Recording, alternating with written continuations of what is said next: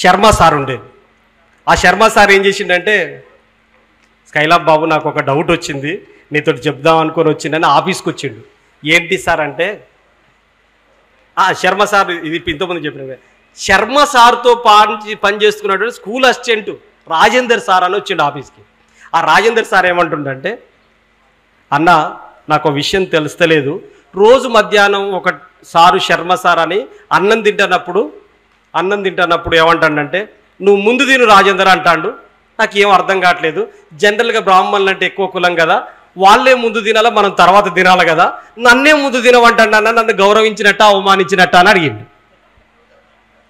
ఎవరు? ఇక టీచర్ అడిగిండు నన్ను.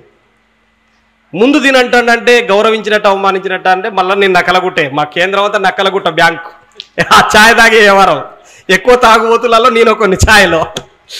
అప్పుడు పోయి ఆ టీ తాగుదాంపా రాజేందర్ అనుకుంటే తీసుకొని పోయిన తర్వాత రాజేందర్ సార్ ఏమన్నాడంటే, ఆలోచించుకొని రేపు వచ్చి చెప్పన్న, వదిలిపెట్టొద్దు ఆయన్నిగా, మరి రేపు రా అంటే, అన్న నువ్వు చెప్పిన తర్వాత ఇవాళ కూడా అట్నే అన్నాడు అన్న, నువ్వే ముందు తినంటాను నన్ను.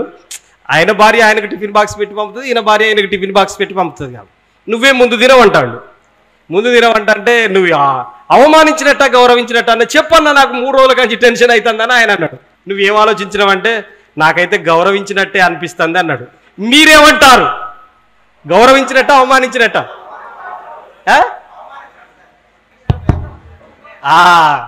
ఇక్కడ ఒకటే విషయం గుర్తుపెట్టుకోండి, ముందు తినవంటండు అంటే చాలా ఘోరంగా అవమానించినట్టు.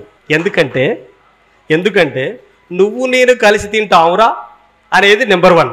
నెంబర్ 2, నా కూర తక్కువ పడితే నీ కూర వేయాల్సి వస్తుంది, నీకు బువ్వ తక్కువ పడితే నా బువ్వ వేయాల్సి వస్తుంది. కాబట్టి మన ఇద్దరం కలిసి తింటానికి వీలేదు. నువ్వు అదనా శూద్రుడివి కాబట్టి నువ్వు ముందే తింటే నీ పని వెళ్ళిపోద్ది, కాబట్టి క్లోజ్. అది అర్థం కాకుండా ఉంటుంది. కాబట్టి ముందు తినవని చెప్పేసి అన్నటువంటి కలిసి తినడానికి అంగీకరించకపోవడం, నువ్వు నేను సమానం కాదని చెప్పడం, అంటే నువ్వు ముందు తినేస్తే నేను తర్వాత తింటా, నేను ఒక రూమ్లో తింటా పోయి. ఇట్లాంటి అంటే ఏమంటారంటే, ఇట్లాంటి కనిపించని వివక్షలు ఇంకా కొనసాగుతున్నాయి. వీటన్నిటికీ వ్యతిరేకంగా ఇంకా ప్రయత్నం చేయాలి. ఇప్పుడు ఇంతెందుకు, మధ్యాహ్న భోజనం వండితే ముక్కు పచ్చలారని పిల్లలు కూడా చెప్తున్నారు. ఆ ఎస్సీ డ్వాక్రా గ్రూపుల వాళ్ళు వండితే మేము తినవని ప్లేట్లు పైకి లేబెట్టండి అంటే ప్లేట్లు పైకి పెట్టి లేబెట్టారు తెలంగాణలో, వాళ్ళ కోసం, వాళ్ళ అవకాశాల కోసం. అంతే కదా, ఈరోజు కూడా వివక్ష కొనసాగుతూనే ఉంది కదా. అట్లాంటిది విద్యా సంస్థలలో, అనేక సంస్థలలో కొనసాగుతుంది. అందుకని కులం ఉన్నంత కాలం కొనసాగే కుల వివక్షకు వ్యతిరేకంగా కూడా ఎంఎన్ఎస్ కృషి చేయాల్సిన అవసరం ఉంటుంది.